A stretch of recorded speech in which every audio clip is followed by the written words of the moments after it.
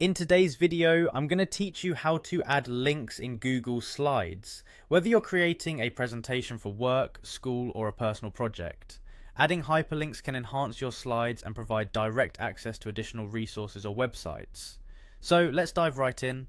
First, we're going to head over to Google Slides. To do this, open your preferred web browser and type in Google Slides, or simply follow a link if you have one handy.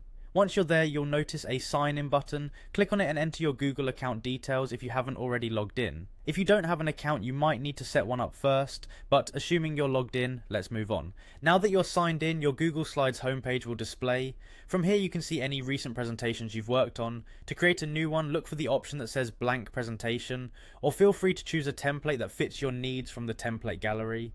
Templates can be a great way to save time and ensure your presentation looks professional without too much effort. Let's choose a blank presentation for today's tutorial. With a blank presentation open, you're ready to start inserting text, images, or whatever content suits your presentation.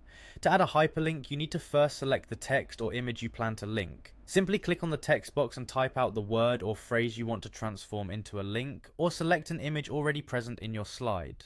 Next, perform a right-click action on the selected text or image. Doing so will bring up a context menu with several options. Look for the option labeled Link and click on it. This action will open up a dialog box where you can enter the URL of the website you want to link to. It's always a good idea to double check that the URL is typed correctly to ensure it directs users to the right page. Once you enter the URL, click the Apply button.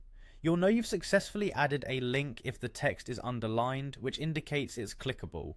You can test the link by hovering over it. A little preview will typically show up next to your cursor, offering users an easy pathway to the linked site. And there you have it, a simple way to add links in Google Slides.